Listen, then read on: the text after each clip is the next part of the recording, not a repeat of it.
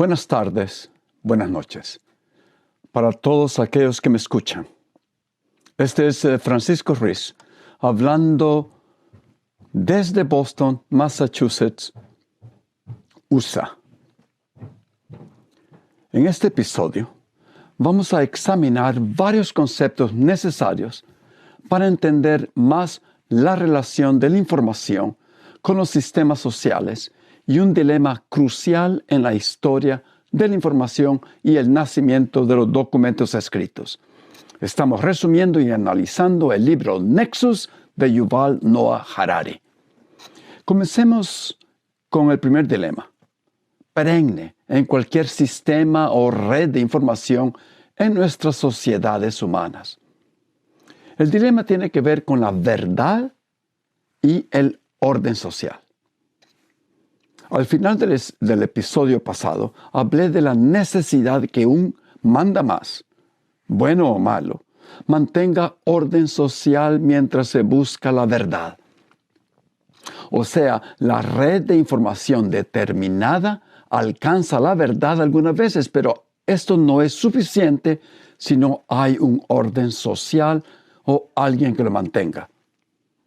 El problema con esto es que el mantener el orden y al mismo tiempo mantener una búsqueda de la verdad es un proceso frecuentemente contradictorio. Y encontrar un balance es muy difícil en nuestras sociedades. Pero para que una sociedad sobreviva y florezca, su red de información necesita hacer esas dos cosas simultáneamente: descubrir la verdad y crear orden social. En consecuencia, con el discurrir de la historia, las redes de información humanas han acabado por desarrollar dos tipos de habilidades distintos. Para repetir, por un lado, tal como espera la idea ingenua de la información, las redes han aprendido a procesar la información para adquirir conocimientos más exactos en materia de, por ejemplo, medicina, biología, física nuclear, aprender más de los mamuts. Al mismo tiempo, las redes han aprendido a usar la información para mantener un orden social más sólido entre poblaciones grandes.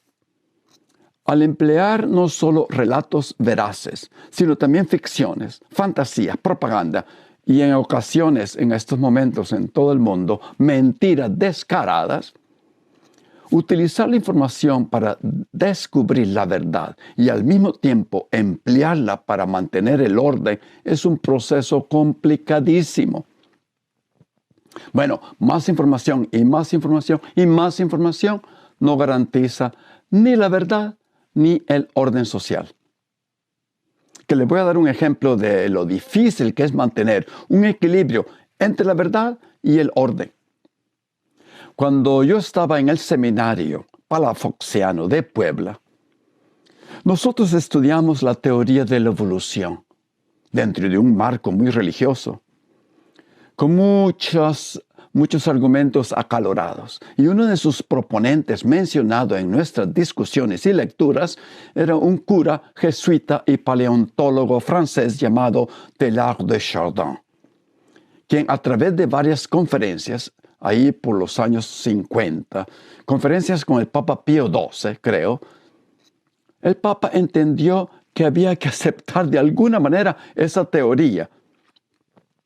Aquí una posible verdad estaba socavando las leyendas, los relatos, las historietas, las fantasías, los mitos de la Iglesia Católica, que mantenían el orden social dentro de la religión católica.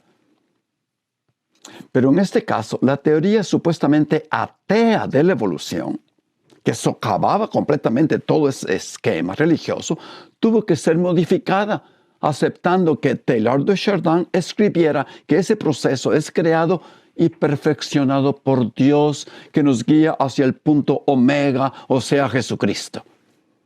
Aquí había que ponerle límites a la búsqueda de la verdad de alguna manera para seguir manteniendo el orden social. Bueno, en estos momentos, las religiones evangélicas, dicho sea de paso, extremistas, prohíben la enseñanza de esa teoría en sus pueblos y colegios en el sur de Estados Unidos para mantener su control y orden social. No importa que hayan posibles verdades escondidas en la teoría de la evolución. Por otro lado, los dictadores autócratas, para mantener el orden impuesto por su dictadura, permiten buscar la verdad en algunos campos que son de beneficio para la dictadura. Bueno, siempre el ejemplo perfecto histórico es la Alemania nazi de Hitler. Aunque en estos momentos podemos citar muchos otros países que se están aproximando a eso y están viviendo la misma dinámica. Pero bajo el nazismo se daba amplia libertad el buscar la verdad relacionada con campos que pudieran generar más poder para el sistema.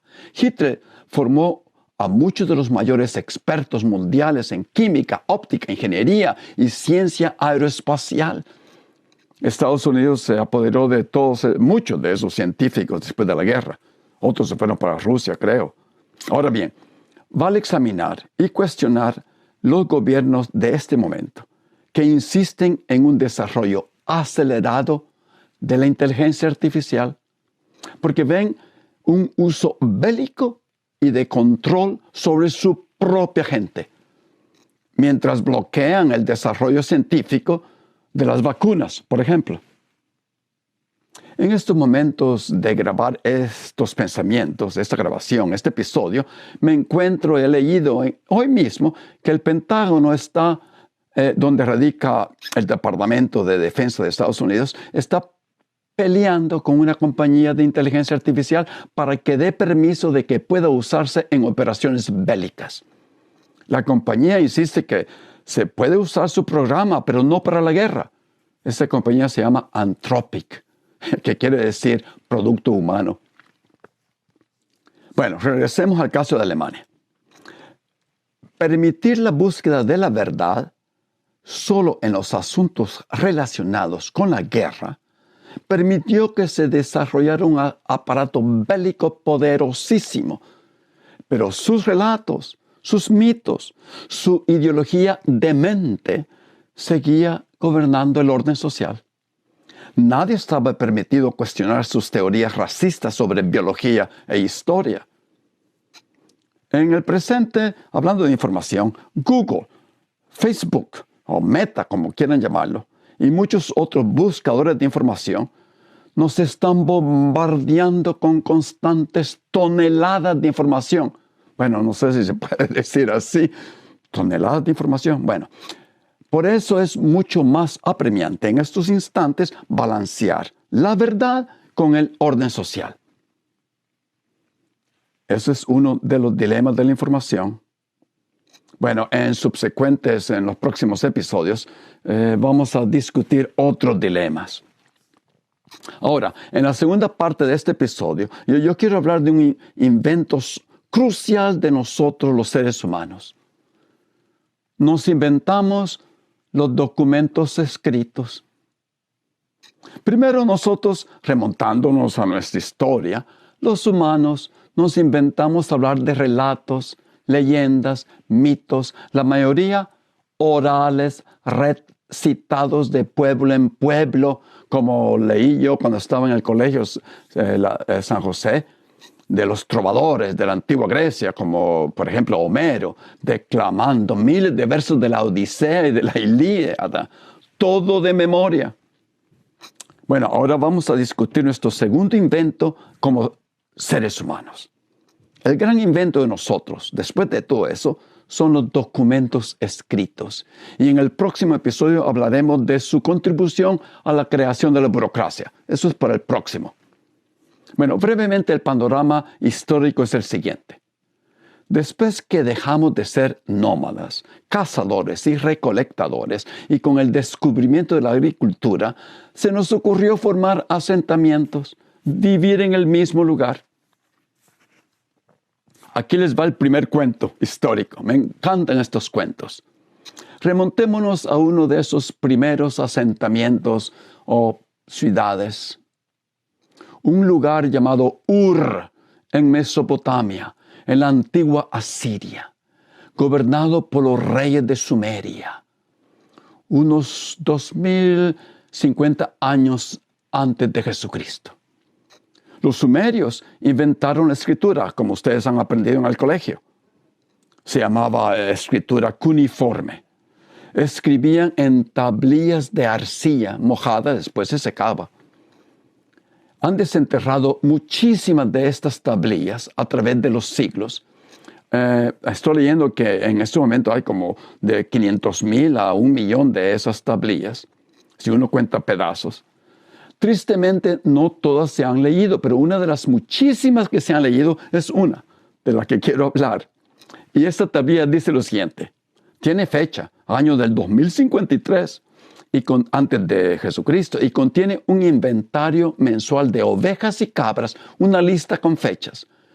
El segundo día del mes se entregaron 15 ovejas, 7 el tercer día, 11 el cuarto, 219 el quinto, 47 el sexto, y así hasta el día 28º en el que se entregaron 3 animales.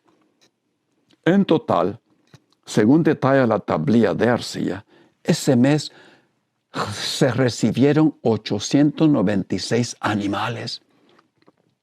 Era un documento perfecto. Los documentos empiezan en nuestra historia humana. El rey recolectaba impuestos basado en esa información. En esta época nos dimos cuenta que contar historias, relatos y aprenderse todo de memoria tenía su límite. Pero a alguien se le ocurrió que se pudiera escribir. Lo podía anotar en largas listas con fechas y lugares, y ahí permanentemente se podían consultar cuando el rey quisiera consultar sus impuestos. Los documentos no tenían que representar la realidad exactamente. En el caso de esa tablilla, ahora en el presente examinándolo de cerca, nos damos cuenta que el escriba hizo un error al sumar todas las cabras y ovejas, porque el total de animales recibidos, cuando cuentan los científicos en este momento, ese mes no es de 896 animales, sino 898.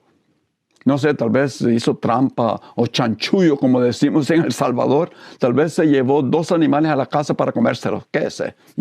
Me da risa ese cuento. Lo importante es que tenemos que aprender aquí es que los documentos, como ese documento, los documentos escritos crearon varias realidades nuevas. Como Yuval les llama en este libro Nexo que estamos resumiendo y analizando, les llama realidades intersubjetivas. En este caso, entre el rey de Sumeria, sus trabajadores, sus sujetos. Algunos de ustedes puede ser que no les parezca esta definición. Me gustaría oír sus comentarios. Bueno, aquí les va otro ejemplo. Tomemos la propiedad privada. Antes de los documentos escritos, y en algunas comunidades todavía existe la misma dinámica, oralmente un grupo de vecinos se ponen de acuerdo y a través de palabras y su conducta, creando una realidad intersubjetiva, y cuando dicen que tal o cual terreno pertenece a alguien. Poseer un terreno quiere decir que los vecinos lo reconocen como dueño a ese otro vecino.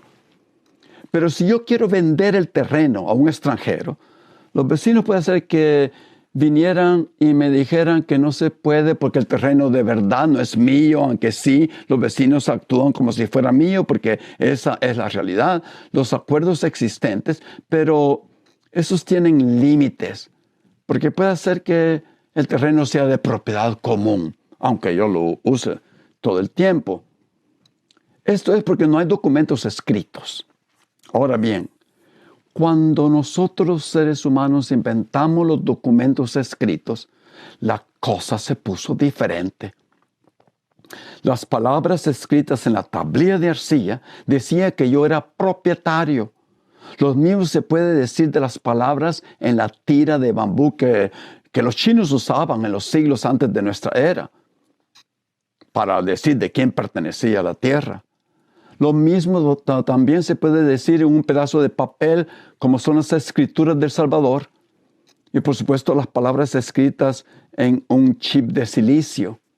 Bueno, algunas de las escrituras del Salvador son todas manchadas y algunos siempre andan buscando escritura para decir que son dueños del terreno.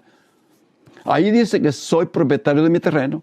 Si un vecino lleva años llevando sus vacas a pastorear al mismo retazo de tierra, año tras año, pero sin que nadie de los vecinos diga que ese pedazo de tierra le pertenece, pero de alguna manera el campesino les muestra un día un documento oficial que certifica que es el dueño. Entonces los vecinos dicen, ok, tú eres el dueño. Estarán convencidos. Esta situación pasa frecuentemente en casas en los pueblos del Salvador y con terrenos en los cantones y aldeas, me cuenta mi hermano, que es un ingeniero civil. La gente anda constantemente movilizando para desenterrar viejos papeles, escrituras manchadas y descoloridas que certifiquen que son propietarios. Bueno, hay algunos que se atreven a falsificar documentos para probarlo. Ahora, la otra situación, por lo contrario, si todos estaban de acuerdo en que ese terreno le pertenecía al pobre campesino, pero al final de cuentas nunca puede probar con un documento oficial que le demuestre, mala suerte al campesino. No puede vender ni hacer nada con la tierra. La propiedad sigue siendo una realidad intersubjetiva creada mediante un intercambio de información, pero ahora la información adopta la forma de un documento escrito o de un archivo informático en la computadora en el banco. Y no de gente que se comunica entre sí hablando o por gestos. Esto significa que una autoridad central que produce y conserva los documentos y que acredita las propiedades puede determinar a quién corresponde una propiedad. También significa que para vender un terreno basta con que transfiera ese papelito, ese documento, que acredita que es mío, que se lo transfiera a otra persona, sin necesidad de pedir permiso a mis vecinos. Bueno, de alguna manera se puede decir que los documentos escritos no representan la realidad, sino que pasan a ser la realidad misma. En estos momentos, si yo tengo un préstamo del banco, lo pago, pero si el banco hace una equivocación y no indica que lo he pagado, yo todavía estoy endeudado. Y si mi perro se come un billete de $100, ese dinero desaparece.